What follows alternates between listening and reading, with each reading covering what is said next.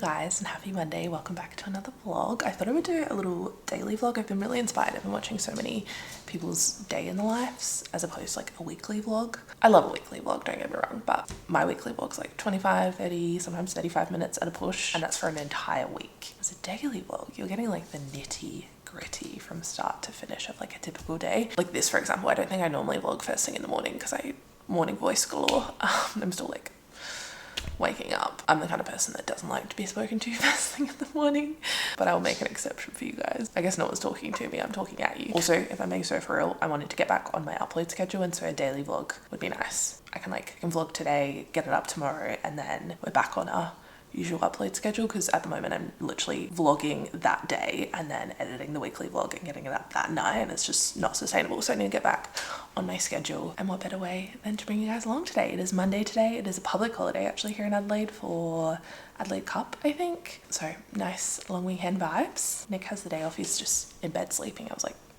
sleep in please, I'll get up with the girls. They actually let us sleep in till it's just gone past 7:30. Delicious. How nice of them. Normally we're like a 6:15, 6:30 kind of fam. Really like whenever the girls start stirring, and by girls I mean my dogs. If you're new here, welcome. I do a lot of lifestyle content, vlogs, and personal finance videos. I actually asked you guys for questions on my Instagram. It's been a while since I've done like a chatty Q&A. I wasn't really in the mood to actually sit down and film like a sit down video though. It just feels a little too serious. So I thought we could answer some questions that you guys asked throughout the day, just as I go about my business. I love when people do this. I asked you guys for questions on my Instagram story, and you came through with the questions. We have heaps to go through. You guys asked some deep questions or like things I don't really talk about, and I'm kind of in the mood to bear it all. Why not? I'll start off with a really general one, but one that I'm so excited about. Ashley said, any future travel plans? I love talking about travel. It's honestly my favorite. I did so much travel last year. It was my first year being self-employed and feeling young, wild and free. I feel like I was away more than I was home at one point. Sorry, don't mind the million tripods behind me. I need to clean that up. Yeah, I wouldn't say I overdid it last year with the travel. I think it's really what I needed at that time in my life. It was like a big escape for me and gave me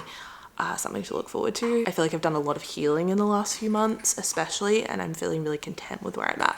Doesn't mean that I don't love traveling and always something to look forward to. We have basically a month of travel coming up. We're off to Bali at the end of April for one of my best friend's weddings, which I'm so excited about. I've never been to Bali before, so I think I'm gonna vlog that trip from a never been to Bali before perspective as someone who's never been, and bring you guys along for that. There'll be some wedding stuff. I'm sure Jacqueline my friend that's getting married, will want me to document it, little bits and pieces, so that'll be fun. From that trip we come back, we're literally home for a single day. I don't know if this is a terrible idea or not, but we're home for 24 hours, basically just repacking, and then we're off to Canada and the US for 3 weeks. We did a very similar trip this time last year. We did LA, Boston, New York and San Francisco, and had the absolute best time. We are going back to New York and Boston. We're also we fly into Vancouver. We're gonna go stay in Victoria and Vancouver Island to go visit our friends. One of Nick's best friends, Zach, is moving over there. He literally leaves, I think, next week maybe. His girlfriend's Canadian, Riley, who just moved back. We love Riley, so I can't wait to see her. We'll be with them for I think 5 days, and then from there we're going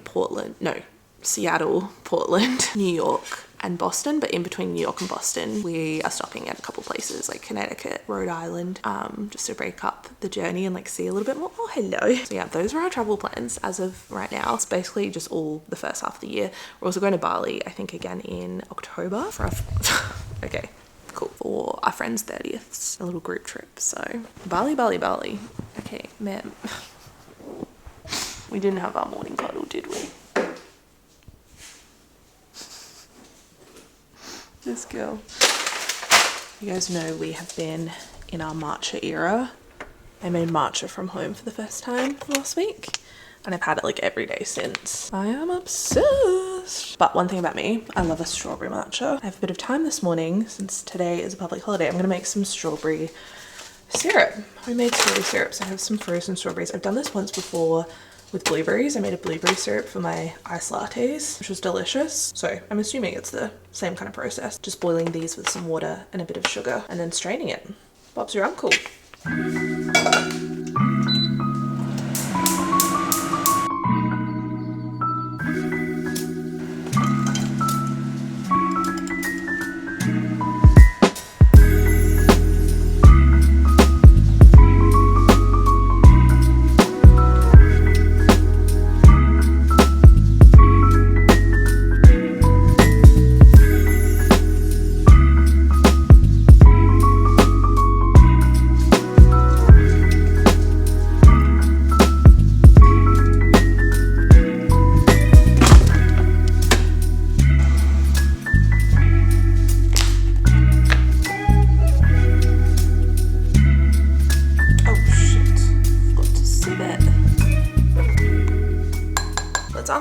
question while I make my matcha. Sarah asked, what plans do you have for your house this year? We moved into this house, it was coming up on 2 years in May, which is crazy. I feel like we just moved in. It's our first home and it's a new build. We built this house ourselves. They basically had like a floor plan, selections, everything when we signed the contract. From there, we could then decide if we wanted to change things. We had some element of control, but honestly, all of the selections, the floor plan, everything was like exactly what we would have chosen anyway. It was all like council approved. They'd done all the pricing. So it really wasn't much that we changed. We actually didn't change anything. We just like added a couple things. One thing I wish we'd added is built-in wardrobes. It was extra at the time, obviously, to fit them out with like shelving and drawers. But it was one of those things we were like, oh, do we really need it? Like we could probably live without it, and like we have, but now it's just at the point where it's like been 2 years and we still haven't done it, and it's just easy to put off. So I wish we'd done that, because right now our wardrobe space is just not functional. So we want to fit out the wardrobes, and I would also love to do something on the fence along here. Now I'm no gardening expert, so please give me your thoughts and opinions. This fence doesn't get a ton of sunlight, like it gets enough, but it's not in the direct sun. This is our kitchen window, so when we look out, we're just looking at this boring cream fence. What I would love to do is cover this up with something. I'm thinking maybe a herb garden would be super nice. Something my mum always had was a herb garden. Some kind of plant wall. I feel like that would be really cool. That's all we really have in the way of house stuff at the moment, but if anything changes, obviously you guys will be the first to know. Someone else asked, did you have any problems with building your home, and would you build again if you had your time over? I think we actually had a really good building experience. It felt really long at the time, and it was like post-COVID. There was a lot of delays, a lot of building companies were going under, so we were really lucky. We built with a boutique, like South Australian builder, like a really small one. They do a lot of renovations and like additions onto a home, and I think they only work on like one new build project at a time, which was really nice. In saying that, we experienced a lot of delays. I think we probably went 6 months over what we expected, which we kind of knew that going into it. Like no building process is usually that smooth sailing, so we kind of were expecting it, but like the reality of it is another thing, especially when you're paying rent at the same time. We were paying the mortgage on our land and we were drawing down on the loan for this build, so it kind of got to a point, especially the last few months, where I was like, okay, hurry up. And you're just excited, like it's your first home, and there's just so much anticipation, so much build up. So definitely took a lot longer than we expected. Other than that, like really can't fault it. The work they did, I know some new builds can be a little shoddy. I feel like the craftsmanship, the work they did was good. It was of good quality, and they put like a lot of thought into the function of the home and the selections they made. Everything was just like really thought out and intentional, which I really appreciated. So yeah, I've definitely built again. In saying that, I think building for a first home would probably be a lot easier than having an existing home and then building. I can't even imagine what that process would look like financially. A bridging loan, I think you have to get maybe. I would do it again because I think it's a fun process. And I think for the price and what we got, like the value of the home has been one of the nicest surprises. I think we got really good bang for our buck. Okay, here is our strawberry syrup. I think it turned out pretty good. I did 2 cups of frozen berries with a cup of water. I feel like we got a decent amount. There's a lot of the chunky stuff left. I've actually put it in the bottom of the cup. A lot of cafes in Adelaide do the chunky bits, and I kind of like it. Bit of texture.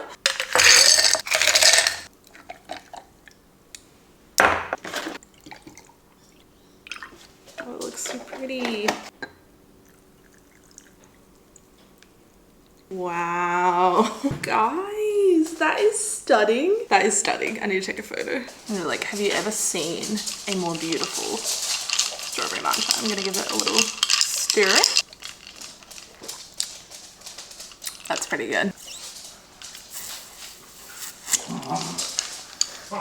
The chunky bits are chunky. Yeah, that's really good.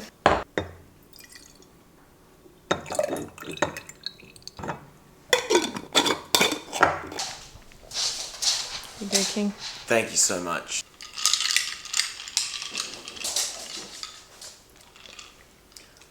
Well, that's nice. Good. I really like that. Pay $8 for that? Yep, I would pay $8. $7.50 I think is the going rate. Not on a Sunday or a public holiday. So true. Oh, this is a good one. Currently planning a wedding. How did you ignore other people's opinions and feelings? Oh, it's difficult, honestly. Nick struggles because he's a people pleaser. I literally couldn't care less what other people think. And that just kind of goes with everything in life. I think we balance each other out nicely in that regard. I just feel like as soon as people hear the word wedding, there's just like instant expectations. I do feel like you have more empathy once you've done it. Do you know what I mean? Because you know it's quite difficult. Yeah. It's your day. It's your day, literally. Whoever's giving you their opinions, whether it's parents, auntie, uncle, cousins, friends, whatever, they're not the ones getting married. Like, it's your day. And also that stuff like all the middle stuff that seems really important kind of pales into insignificance on the actual day. That's true. I would say stand your ground. Don't care what else thinks. I would listen to some Mel Robbins and say, let them, and let me ignore them. Let me choose myself. What I constantly reminded myself during the wedding planning process is it's our day. Ultimately, the biggest thing is like we get married. That's really what it's all about. I don't want to look back on our wedding in like 10 years time and be like, oh, I'm so sad that I did that just to appease someone. Yeah, absolutely. Rather than it being my day. Like you want it to be a reflection of you and yourself as a couple. Was it worth spending lots of money for your wedding day? Not sure what to do about mine. Yeah. Oh, sorry. No, you go. It's my channel. Hey guys, welcome to Nick's channel. I think if you're having doubts about it, like if you're thinking, oh, I'm not sure if I want to spend this much money on my wedding day, then maybe don't. That's a good idea. Do you know what I mean? Because you're only gonna regret it, in my opinion. I never at one point was like, oh, this is too much. Even going a little bit more deeper than just saying, do I want to spend money on the wedding? Also How about, much? How much? Yeah. And what am I willing to spend the money on? Yes. Yeah. We chose like 3 big things that were like non-negotiables that we were willing to maybe splurge a little bit more on and then like save. Kind of like how we do in everyday life. Yeah. Like with our normal budget. Yeah. We chose photography and videography, and then like food and drink was like a really important part. And then everything else we kind of just tried to keep budget friendly, or like DIY. We did a lot of DIY stuff. DIY. But so we got married 3 years ago, very different time. I think we spent $32,000 on our wedding for 65 people, but different times. I'm sure if we did the same thing now, it'd be like 40 grand maybe. Yeah, 45. even our venue, between booking it and having it, the There was a price price went up, increase. but they honoured the original price. Yes. And, yeah, it's always going up. It's inflation. It's the world we live in. I don't want to get political. I think there's something so special about your wedding day. When else, other than like your funeral, are all your loved ones in one place at the same time, like celebrating together? The amount of love in that room was, Yeah, it was unmatched. Yeah. And investing in good photography and videography, so you have something to like take away from the day. Yeah, it was the best. I love wedding planning. A lot of our friends are engaged, so I feel like everyone's in that wedding planning season now. It's a big and topic. I miss it. I'm like, should we get divorced just so we can remarry? Hi, Daddy. Mabel could come to the second wedding. I know, you weren't even a part of it. I'm so sorry. I tell you what, Elsie would be a liability on a wedding. Elsie. So, is there any sticks? Should like rip up the dress. How does your husband feel exposing all your finances? Yeah, I'm very upset about it. I've done it for so long, I also don't really think about it that much. And like, I show you pretty much every nice message I get about how much Yeah. it's helped people. Including me. Yeah, if I don't make budgeting videos, how's Nick meant to know what's going on with our finances? I've just taken a quick shower. Nick and I have decided, since we have free will, and today is the day off, we're gonna go get ourselves a bagel. Nowhere around us is really open, so we will be driving 25 minutes each way to get this bagel.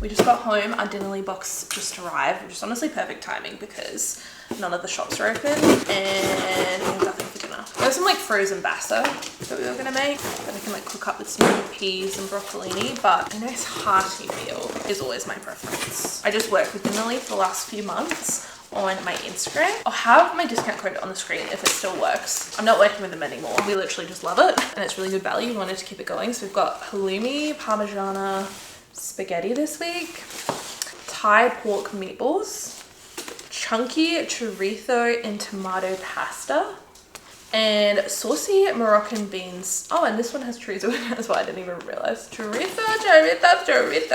I'm actually surprised they delivered on a Monday, on a public holiday. Slay. I'm gonna put this away.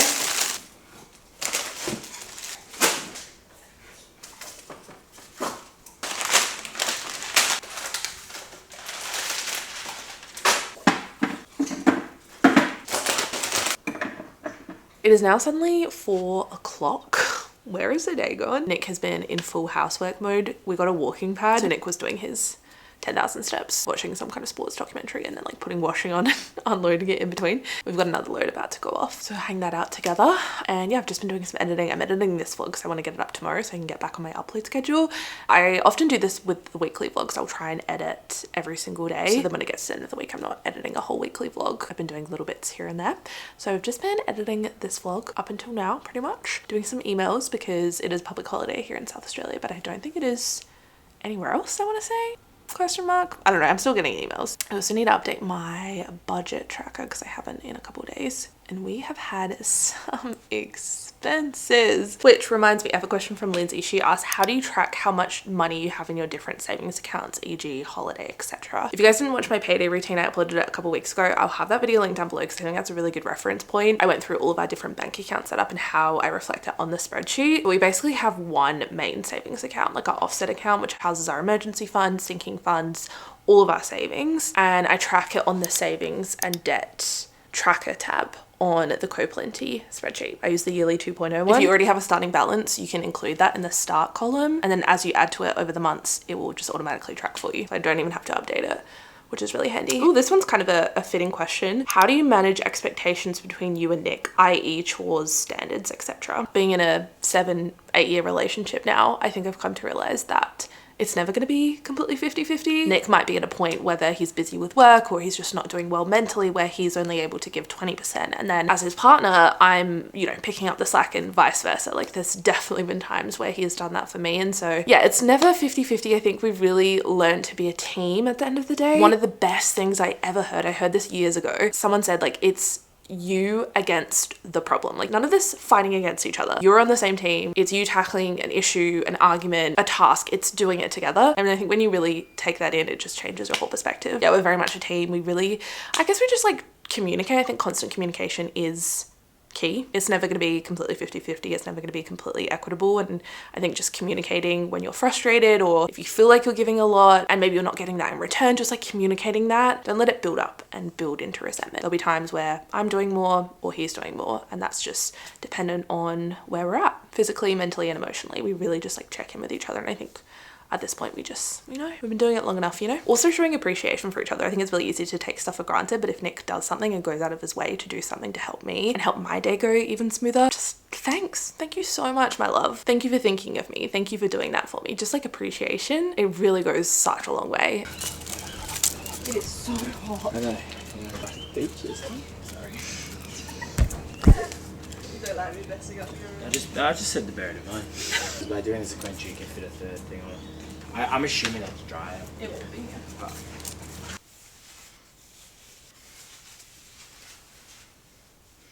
Since it's so hot today, Olivia and I have made the objective decision to go to the beach. We were going to go in the middle of the day, but I was like, it is too hot. I'm actually going to burn to a crisp, so we're going now. It's like almost 5, so it'll be like still warm. We're not in scorching 40-degree weather. And hopefully we can watch the sunset and get some dinner, just have a cute little bestie afternoon. So crazy when I think about the fact that Olivia and I have been best friends for like 20 years.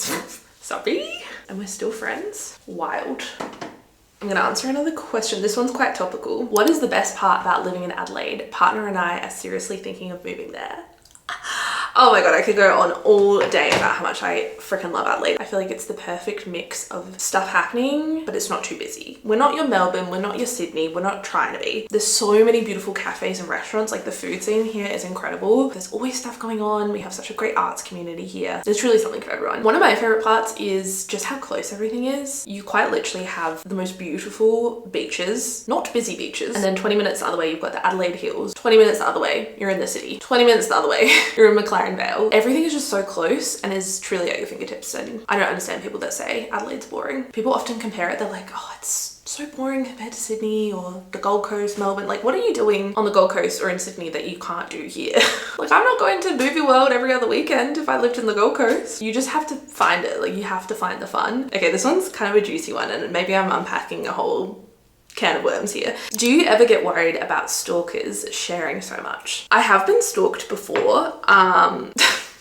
just casually. This was a long time ago. It was when I was 15. My half brother, who I had only met one time, he's my biological father's son, who I have no relation with, never met my biological father, so definitely don't have a relationship with my half brother, but our mums came together and we met when we were still living in the UK, so I knew of him. My mum didn't keep him a secret, like I knew of him growing up. And so when I was 15, I was, you know, on social media, signed up for Facebook. Maybe I was 14 at the time actually. I think it was just before my 15th birthday, and I found him on Facebook. I added him. I was like, yes, this is great. Like we can, you know, communicate, get to know each other again. It'd been years since I last talked to him. And when I met him, it was like a good experience. I had fond memories of it. Bearing in mind, he is, I think 4 or 5 years older than me. So he would have been, I think 19, 20 at the time. And it did not go well. When I added him on Facebook, he just so happened to be living in Australia, and he was like searching for me. The very next day after I added him on Facebook, he was on a plane from Melbourne to Adelaide to like find me. I don't know, it was so weird. He arrived in Adelaide and he was like so keen to meet up, and it was just coming across so aggressive, like aggressively wanting to meet me, and I was like, where is this coming from? Like it's making me feel really uncomfortable.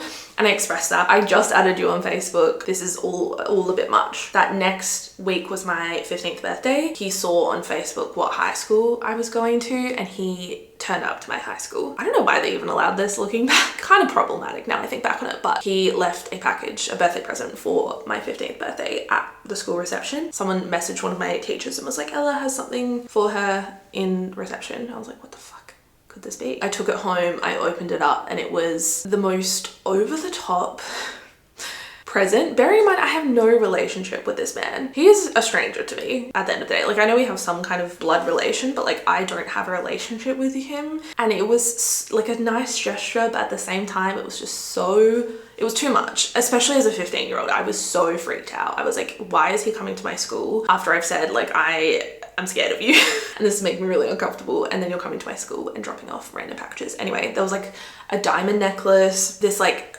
big A3 personalized card of the Sydney Harbour Bridge that said like happy birthday Ellie with a banner over it. I think I still have it somewhere. I could show you guys. And everything that was written inside was just so over the top, so extreme. Honestly, if you didn't know that we were related, you'd think it was like a romantic gesture. So then I showed my mum and she was like, what the fuck? And from then on, he like didn't stop. I blocked him on everything. He found my YouTube channel. I mean, he could very well be watching this, but it's been years now and I literally don't care. Yeah, it went on for like 2 years, from 15 to 17. It was just like constant trying to communicate. He made fake Facebook accounts pretending to be his friend, saying, this is so fucked up. I'm like really bearing it all up. Maybe I've talked about this before. It's been a while since I talked about this, but this is part of my story. He made a fake Facebook account pretending to be one of his best friends and said, if you don't unblock your brother, he is going to himself. Sure. This just goes to show you really don't know what's going on in people's lives. I was vlogging at this time. This is when I like first started my YouTube channel. I was 15 years old, just really like navigating life, and there was just so much, you know, every 15-year-old has so much going on, and then meanwhile I'm being harassed by this half brother of mine that I don't know. And it was 2 years. It was literally 2 years of constant like just trying to communicate with me. Lots of fake Facebook accounts, emails, comments on my videos. My parents even went to the extent of like meeting up with him and being like, no, you need to back off, like this is too much. And now I'm a little bit older, I do have maybe more compassion for his situation. I don't think he was doing well mentally. I think he was feeling a lot of pressure from my biological father's grandparents to like meet me and have a relationship with me. Bearing in mind, like my biological father could have had a relationship with me this whole time, but it's fine. Yeah, it was just like a lot of external pressure that I think he was feeling, and he was not doing well mentally, clearly, because like any sane person firstly wouldn't do that, and secondly wouldn't continue. Yeah, it got to a point eventually where we started compiling information and evidence and stuff to get a restraining order, and then finally at one point he stopped. I don't know what happened. He just stopped eventually. I think once we said that we were getting a restraining order, he was like, whoa, okay. Let's back it up. So yes, I learned a lot from that experience at 15 years old with what I can share and what I'm willing to share. I share a lot of my life, but there's also a lot of stuff I keep private. And I'm really cognizant of not posting in real time. That's a really big thing. I never post when I'm actually somewhere. It is scary. The internet is a scary place.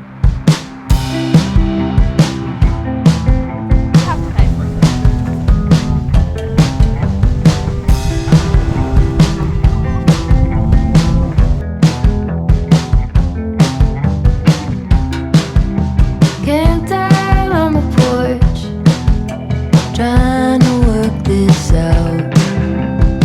just finished up at the beach. We came down to Carrickalinga for a big change. It's so nice and quiet down here. And now we're heading home. We're gonna get some GYG for dinner. We are starving. I look like an actual ground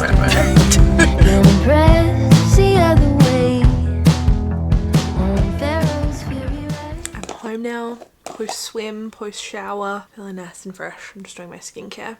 This is another part of my day that I don't normally vlog, is like the nighttime. I don't know what it is. As soon as 3-4 o'clock hits, I'm done for the day. I've got no personality left to give.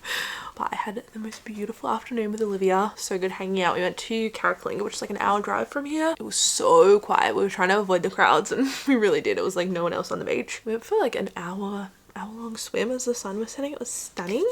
Had a good catch up. Also, there's like nothing else better than being in the car with your best friend. It's also so funny when you've been friends with someone that long. I feel like we rehash a lot of the same conversations, but I never get bored. I'm like, no, we have a whole fresh new perspective that we need to dig into. It is almost 9:30, so I'm starting to wind down for the evening. This is my current non-fiction read, The Let Them Theory by Mel Robbins. You know me, big Mel Robbins fan. If you haven't listened to her podcast, you have to. She's so wise and she says everything in such a digestible, like simple way. Everything seems so easy and like within reach. I'm really enjoying this so far. I will let you guys know when I'm done. I have honestly barely scratched the surface, so I'm gonna read some of this and start winding down for the night. But I thought we could end off this vlog by answering a couple more questions. I actually have so many saved, so maybe I can like rapid fire through some. How did you and Nick know you were ready for kids? Not now, but last year.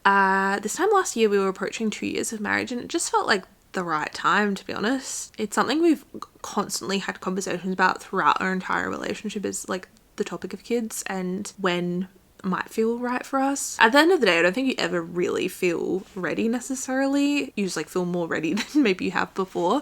It just felt like the natural next step, and it's something that we've always talked about, always dreamed about, and it's just like really important to us. It was also important for us to have a solid foundation in our relationship, and we both felt we were in a really good place in our relationship and, you know, financially, career-wise, and so the timing felt right. TTC journey, I love hearing you chat about this, very relatable. No real updates.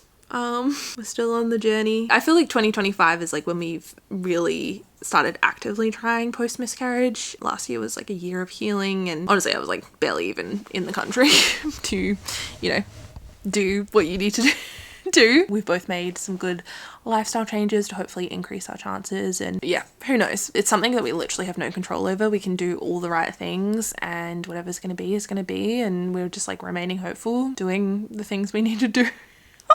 Why is like trying to conceive and like talking about pregnancy and it's just like, we all know what happens, don't we? We all know how babies are made. But yeah, right now we're still remaining hopeful, trying to give ourselves the best chance and seeing what happens. We have no control over it. If it happens, it happens, and if it doesn't, we'll cross that bridge when we get to it. I am normally a type A planner, control freak. I like to hyperfixate on things, and this is the one thing that I'm not allowing myself to do that with, because I know I will spiral. It's hard when you want something so bad and you're like so ready for something, especially experiencing a loss. It's hard not to hyperfixate and allow it to completely consume you, but I'm really trying to enjoy this time of it just being us and continuing to work on myself as an individual and our relationship. And yeah, I have no control over it, so like just gonna twiddle my thumbs and hope for the best. That doesn't mean I don't have down days and get incredibly frustrated and discouraged, but whatever will be, will be. I saw someone word it in this way, and I don't know how helpful this will be for some people, but something that really resonated with me. I'm probably not going to word this the best. They said it in a much more eloquent way, but no matter what your beliefs are, whether you're spiritual, religious, whatever you believe in, at the end of the day, you tend to focus so much on getting pregnant and having a baby. But that baby then turns into an adult, and it's like a human adult. Like, we are bringing a human life, like a person's life into the world, and like, who are we to try and dictate when that happens? If you hadn't come along when you were meant to come along, and for it to have happened when it happened, you wouldn't be you. When you really look at like the science behind it and how it actually works, it's actually a miracle that we're all here. Like, everything that has to go right in order for us to be here is insane. And who am I to try and control and dictate and decide exactly when my future child is to come? The person that said it much more eloquently, and it like really resonated with me. It's like, yeah, like I have no control over this, and like nor should I. Okay, last question, because I'm truly flagging. Let's answer this one, because this one's a nice question. I got this a lot. How is Anya doing? Or how is your sister doing? She's doing really well. I saw her last night. We went out for dinner for my dad's birthday. She's doing really well. She's in a really good place. I'm so proud of her. I don't really vlog with her all that much. I mean, she shared her eating disorder and her eating disorder recovery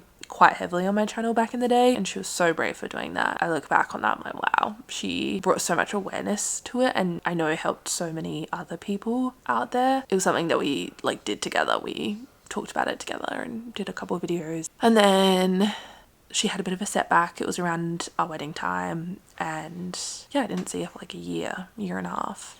After that, I have just like made a really conscious decision to not talk about her or like really involve my family as much in my content. People got really brutal, and all the speculation and the questions, it just like wasn't helpful at the time, and we were really dealing with a lot. But she's doing really, really well, and I'm really proud of her. Oh, my Star Wars pajamas, my Star Wars pajamas. Good night, Mimi.